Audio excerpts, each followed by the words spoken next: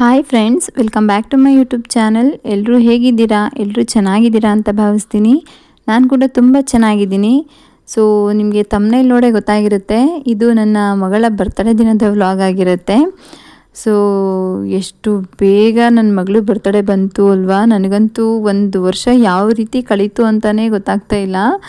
ಇದೇ ಒಂದು ವರ್ಷದಿಂದ ನನ್ನ ಮಗಳು ಇನ್ನೂ ಹೊಟ್ಟೆಲಿದ್ಲು. ಇವಾಗ ನೋಡಿ ಆಲೇ ಒಂದು ವರ್ಷ ಆಗೋಗಿದೆ. ನನಗಂತೂ ಅದು ಹೇಳ್ಕೊಳಕ್ಕೂ ಆಗ್ತಾಯಿಲ್ಲ, ಅಷ್ಟು ಎಕ್ಸೈಟ್ಮೆಂಟ್ ಇದೆ ಮತ್ತು ಅಷ್ಟೇ ಖುಷಿ ಕೂಡ ಆಗ್ತಾಯಿದೆ.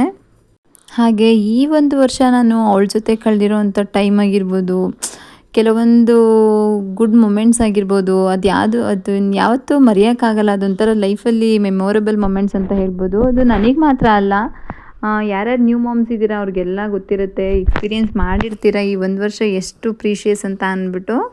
ಸೊ ಇವತ್ತು ನನ್ನ ಮಗಳ ಬರ್ತ್ಡೇ. ಸೊ ಇದು ನನ್ನ ಮಗಳ ಬರ್ತ್ಡೇನ ಯಾವ ರೀತಿ ಸೆಲೆಬ್ರೇಟ್ ಮಾಡ್ತೀವಿ, ಹೇಗೆ ಸೆಲೆಬ್ರೇಟ್ ಮಾಡಿದ್ವಿ ಅನ್ನೋದನ್ನು ಎಲ್ಲ ವೀಡಿಯೋ ಮಾಡಿದ್ದೀನಿ. ಸೊ ವೀಡಿಯೋನ ಯಾರು ಸ್ಕಿಪ್ ಮಾಡದೆ ಕೊನೆಯವರೆಗೂ ನೋಡಿ. ಹಾಗೆ ನೀವೇನಾದರೂ ನನ್ನ ವೀಡಿಯೋನ ಹೊಸದಾಗಿ ನೋಡ್ತಾ ಇದ್ದರೆ ದಯವಿಟ್ಟು ಸಬ್ಸ್ಕ್ರೈಬ್ ಮಾಡಿಕೊಂಡು ವೀಡಿಯೋನ ನೋಡಿ ಅಂತ ಹೇಳ್ತಾ ಇದ್ದೀನಿ. ಹಾಗಿದ್ರೆ ಬನ್ನಿ ನನ್ನ ಮಗಳ ಬರ್ತ್ಡೇ ವೀಡಿಯೋನ ಸ್ಟಾರ್ಟ್ ಮಾಡೋಣ. ಇವತ್ತು ನೋಡಿ ಸ್ಯಾಟರ್ಡೇ ಆಗಿತ್ತು. ಸೊ ಹಿಂದಿನ ದಿನಾನೇ ಊರಿಂದ ನನ್ನ ತಂಗಿ ಮತ್ತು ನಮ್ಮ ಅತ್ತೆ ಎಲ್ಲ ಬಂದಿದ್ದರು. ಇವಾಗ ಟೈಮ್ ಬಂದು 11 o'clock ಆಗಿದೆ. ನೋಡಿ ಶಾಮಿಯಾನದವ್ರು ಬಂದೆಲ್ಲ ರೆಡಿ ಮಾಡ್ಕೊತಿದ್ದಾರೆ. ನಾವು ಬರ್ತ್ಡೇನ ಮನೆ ಹತ್ರನೇ ಸೆಲೆಬ್ರೇಟ್ ಮಾಡ್ತಿರೋದ್ರಿಂದ ನಾವು ಮನೆ ಮೇಲ್ಗಡೆನೇ ರೆಡಿ ಮಾಡಿಸ್ತಾ ಇದ್ವಿ ಊಟಕ್ಕೆ. ಅವರು ನೋಡಿ ಚೇರ್ಸು ಮತ್ತು ಟೇಬಲ್ಲು ಏನೇನು ಬೇಕೆಲ್ಲ ಅವ್ರ ಪಾಡಿಗೆ ಅವ್ರು ರೆಡಿ ಮಾಡ್ಕೊತಾ ಇದ್ರು. ನನ್ನ ಮಗಳಿಗೆ ಅದನ್ನೆಲ್ಲ ನೋಡಿ ಒಂಥರ ಖುಷಿ ಆಗ್ತಾಯಿತ್ತು. ಅವಳಿಗೂ ಕೂಡ ಅಷ್ಟರಲ್ಲಿ ಸ್ನಾನ ಮಾಡಿಸಿ ರೆಡಿ ಮಾಡಿದ್ದೆ. ಸೊ ಅವಳಿಗೆ ಮೇಲ್ಗಡೆ ಏನು ಹೊರಗಡೆ ಓಡಾಡಬೇಕು, ಅದೊಂಥರ ಖುಷಿ ಅವಳಿಗೆ, ಜನ ಎಲ್ಲ ಇರ್ತಾರೆ ಅಲ್ವಾ, ಅದಕ್ಕೋಸ್ಕರ.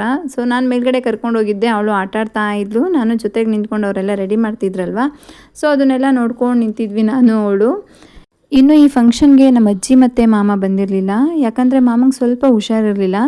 ಮಾಮನ ಯಾರಾದರೂ ನೋಡ್ಕೋಬೇಕಲ್ವಾ, ಹಾಗಾಗಿ ಅಜ್ಜಿ ಅಲ್ಲೇ ಊರಲ್ಲೇ ಸೇರಿಕೊಂಡ್ರು. ಸೊ ಇನ್ನು ಊಟ ನೈಟ್ ಆಗಿರೋದ್ರಿಂದ ನೈಟ್ ಟೈಮ್ ಸ್ವಲ್ಪ ಚಳಿ ಜಾಸ್ತಿ ಇರುತ್ತೆ ಅಲ್ವಾ, ಹಾಗಾಗಿ ಸೈಡ್ಸ್ ಎಲ್ಲ ಕವರ್ ಮಾಡಿಸ್ತಾ ಇದ್ವಿ. ಊಟ ಮಾಡೋದಕ್ಕೂ ಇಲ್ಲ, ರಿಸ್ಕ್ ಆಗುತ್ತೆ, ತುಂಬ ಚಳಿ ಆಗುತ್ತೆ ಅಂತ ಅಂದ್ಬಿಟ್ಟು. ಇದೆಲ್ಲ ಮುಗ್ದಿತ್ತು. ಮತ್ತು ಅಡುಗೆ ಮಾಡೋದಕ್ಕೆ ಏನೇನು ಐಟಮ್ಸ್ ಬೇಕು, ಅಡುಗೆ ಐಟಮ್ಸ್ ಎಲ್ಲ ತಂದು ರೆಡಿ ಮಾಡ್ಕೊಂಡಿದ್ರು ಅವರು. ಇನ್ನು ಪಾಪು ಬರ್ತ್ಡೇ ಡೆಕೋರೇಷನ್ಸ್ ಎಲ್ಲ ನಾವು ಮನೆ ಒಳಗಡೆನೇ ರೆಡಿ ಮಾಡಿಸೋಣ ಅಂತ ಅಂದ್ಬಿಟ್ಟು ಪ್ಲ್ಯಾನ್ ಮಾಡ್ಕೊಂಡಿದ್ವಿ. ಅವರು ಕೂಡ ಇನ್ನು ಸ್ವಲ್ಪ ಹೊತ್ತಲ್ಲೇ ಬಂದು ರೆಡಿ ಮಾಡೋರಿದ್ರು. ಅಷ್ಟರಲ್ಲಿ ಫಸ್ಟು ಇದನ್ನೆಲ್ಲ ಮುಗಿಸ್ಕೊಂಬಿಡೋಣ ಅಂತ ಅಂದ್ಬಿಟ್ಟು ಫಸ್ಟ್ ಇಲ್ಲಿಗೆ ಬಂದು ರೆಡಿ ಮಾಡಿಸ್ತಾ ಇದ್ವಿ. ಅಷ್ಟರಲ್ಲಿ ನನ್ನ ಸ್ಟೂಡೆಂಟ್ಸ್ ಬಂದಿದ್ದರು. ಸೊ ಅವರೆಲ್ಲ ಹೊರಗಡೆ ಹೋಗೋದಿತ್ತಂತೆ, ಅದಕ್ಕೆ ಬೇಗ ಮಧ್ಯಾಹ್ನನೇ ಬಂದು ಪಾಪುಗೆ ವಿಶ್ ಮಾಡಿ ಗಿಫ್ಟ್ ಕೂಡ ಕೊಟ್ಬಿಟ್ಟೋದ್ರು. ನನಗಂತೂ ತುಂಬ ಖುಷಿ ಆಯಿತು ನನ್ನ ಸ್ಟೂಡೆಂಟ್ಸ್ನ ನೋಡಿ. ಅಷ್ಟರಲ್ಲಿ ಊರಿಂದ ಎಲ್ಲರೂ ಬಂದಿದ್ದರು. ಸೊ ಬಂದವರೇ ಅಡುಗೆಗೆಲ್ಲ ರೆಡಿ ಮಾಡ್ತಾಯಿದ್ರು. ಫಸ್ಟು ಮಧ್ಯಾಹ್ನ ಊಟಕ್ಕೆ ರೆಡಿ ಮಾಡ್ಕೊಂಬಿಡೋಣ, ಯಾಕಂತ ಅಂದರೆ ಮಧ್ಯಾಹ್ನ ಊಟದ ಟೈಮ್ ಆಗೋಗಿತ್ತು ಆಲ್ರೆಡಿ. ಸೊ ಊಟ ಏನಾದರೂ ಮಾಡ್ಕೊಂಬಿಡೋಣ, ಆಮೇಲೆ ನೈಟ್ ಡಿನ್ನರ್ಗೆ ನಾವು ರೆಡಿ ಮಾಡ್ಕೊಂಡ್ರಾಯ್ತು ಅಂತ ಅಂದ್ಬಿಟ್ಟು ಮಧ್ಯಾಹ್ನ ಊಟಕ್ಕೆ ಸಿಂಪಲ್ಲಾಗಿ ಅನ್ನ ಸಾಂಬಾರು ಮಾಡೋಣ ಅಂತ ರೆಡಿ ಮಾಡ್ತಿದ್ರು. ಸೊ ರೈಸು ಮತ್ತು ಟೊಮೆಟೊ ಸಾಂಬಾರು ಮಾಡಿ ಊಟ ಕೂಡ ಮಾಡಿದ್ವಿ.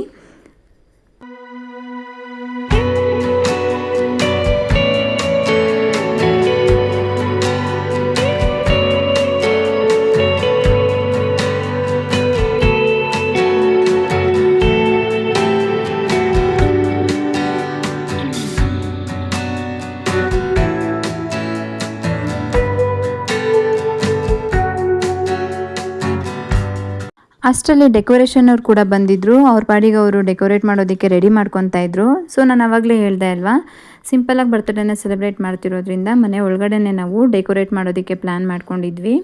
ಸೊ ಅವ್ರು ಬಂದು ಡೆಕೋರೇಟರ್ಗೆ ರೆಡಿ ಮಾಡ್ತಾಯಿದ್ರು, ಬಲೂನ್ಸ್ ಎಲ್ಲ ಬ್ಲೋ ಮಾಡಿಕೊಂಡು.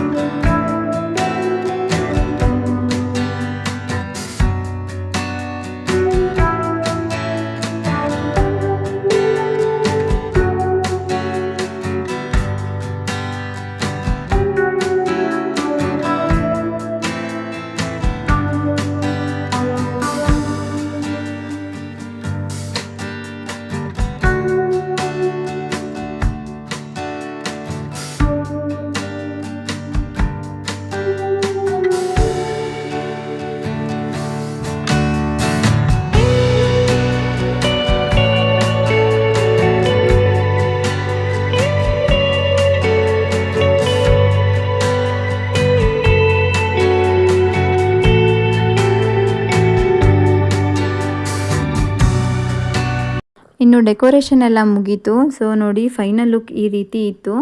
ನನಗೂ ತುಂಬ ಇಷ್ಟ ಆಯಿತು, ಚೆನ್ನಾಗಿ ಮಾಡಿಕೊಟ್ಟಿದ್ರು. ಇನ್ನು ಫಂಕ್ಷನ್ ಇರೋದು 7 ಆಗಿರೋದ್ರಿಂದ ಸೊ ಇನ್ನು ನಮಗೆ ರೆಡಿ ಆಗಬೇಕಿತ್ತಲ್ವಾ, ಹಾಗಾಗಿ ನಾವೆಲ್ಲ ರೆಡಿ ಆಗಿದ್ವಿ. ಫಂಕ್ಷನ್ ಕೂಡ ಸ್ಟಾರ್ಟ್ ಆಯಿತು.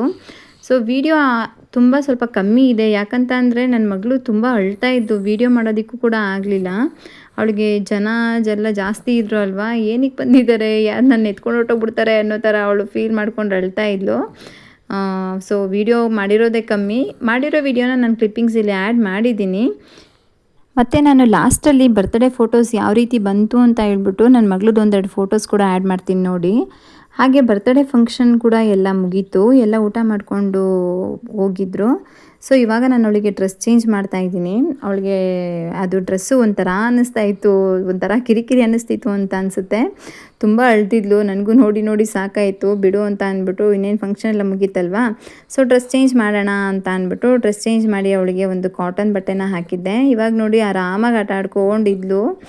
ಇನ್ನು ಬಂದಿದ್ರಲ್ವ ಊರಿಂದ, ಎಲ್ಲರೂ ಇವಾಗಲೇ ಹೊರಡ್ತೀವಿ ನಾವು, ಸ್ವಲ್ಪ ಕೆಲಸ ಇದೆ ಅಂತ ಹೇಳಿ ಹೊರಡೋದಕ್ಕೆ ಅಂತ ರೆಡಿಯಾಗಿದ್ದರು. ಎಲ್ಲ ಎಲೆಟ್ಗೆ ಹಾಕ್ಕೊಂಡು ಮಾತಾಡ್ಕೊಂಡು ಕೂತಿದ್ರು. ನನ್ನ ಮಗಳು ಹೋಗಿ ಅವ್ರ ಹತ್ರ ಎಲ್ಲ ಕೂತ್ಕೊಂಡು ಅವ್ರನ್ನೆಲ್ಲ ಮಾತಾಡಿಸ್ತಾ ಇದ್ಲು. ಅವಳಿಗೆ ನೋಡಿ ಇವಾಗೇನೋ ಒಂಥರ ಖುಷಿ, ಎಷ್ಟು ಚೆನ್ನಾಗಿ ಆಟ ಆಡ್ಕೊಂಡಿದ್ದಾಳೆ. ಫಂಕ್ಷನ್ ಟೈಮಲ್ಲಂತೂ ನನಗಂತೂ ಅವಳನ್ನ ಹಿಡ್ದು ಸಾಕಾಯಿತು, ಏನು ಅಳ್ತಾನೇ ಇದ್ಲು. ಸೊ ಅವಳು ಇನ್ನೂ ಸ್ವಲ್ಪ ಇನ್ನೂ ನಗ್ತಾ ಚೆನ್ನಾಗಿದ್ದಿದ್ರೆ ಇನ್ನೂ ಚೆನ್ನಾಗಿರೋದು ಫಂಕ್ಷನ್ನು.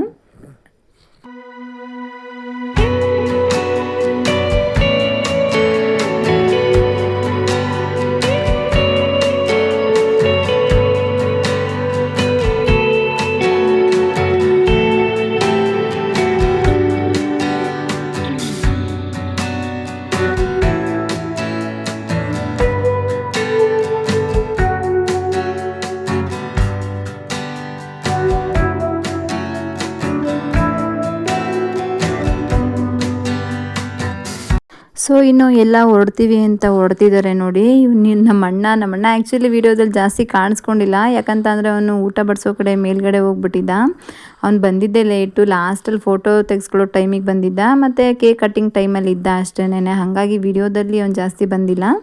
ಇನ್ನು ಹೊರಡ್ತೀವಿ ಅಂತ ಎಲ್ಲ ಹೊರಡ್ತಾ ಇದ್ರು. ನನ್ನ ಮಗಳು ಕೂಡ ಕೆಳಗಡೆ ಹೋಗಿದ್ಲು ಬಾಯ್ ಮಾಡೋದಕ್ಕೆ ಅಂತ ಅಂದ್ಬಿಟ್ಟು. ಇನ್ನು ಟೈಮ್ ಆ್ಯಕ್ಚುಲಿ 9:30 ಆಗಿತ್ತು. ಸೊ ಅವ್ರು ಬ್ಯಾಂಗ್ಳೂರಿಗೆ ಹೋಗ್ಬೇಕಿತ್ತಲ್ವ, ಲೇಟ್ ಆಗುತ್ತೆ ಅಂತ ಹೊರಟ್ಬಿಟ್ರು. ಅವರು ಎಲ್ಲ ಹೋದರು. ಇನ್ನು ನಮ್ಮ ಅಣ್ಣ, ನನ್ನ ತಂಗಿ, ನಮ್ಮ ಅತ್ತೆ ಮತ್ತು ನಮ್ಮ ಅಜ್ಜಿ ಒಬ್ಬರು ಉಳ್ಕೊಂಡಿದ್ರು. ಅವರು ಬೆಳಗ್ಗೆ ಹೋಗ್ತೀವಿ ಅಂತ ಹೇಳಿದ್ರು. ಸೊ ಇದಾಗಿತ್ತು ನನ್ನ ಮಗಳ ಬರ್ತ್ಡೇ ವಿಡಿಯೋ. ಹಾಗೆ ನಿಮಗೆ ಈ ವಿಡಿಯೋ ಹೇಗೆ ಅನ್ನಿಸ್ತು ಅನ್ನೋದನ್ನು ಕಮೆಂಟ್ ಮಾಡಿ ತಿಳಿಸಿ. ಹಾಗೆ ಈ ವಿಡಿಯೋ ನಿಮಗೇನಾದರೂ ಇಷ್ಟ ಆದರೆ ದಯವಿಟ್ಟು ಒಂದು ಲೈಕ್ ಮಾಡಿ, ಕಮೆಂಟ್ ಮಾಡಿ, ಹಾಗೆ ಸಬ್ಸ್ಕ್ರೈಬ್ ಮಾಡೋದನ್ನು ಮರಿಬೇಡಿ. ಹಾಗೆ ಇನ್ನೂ ಒಂದು ಹೊಸ ವಿಡಿಯೋದೊಂದಿಗೆ ಸಿಗ್ತೀನಿ. ಅಲ್ಲಿವರೆಗೂ ಟೇಕ್ ಕೇರ್, ಬಾಯ್.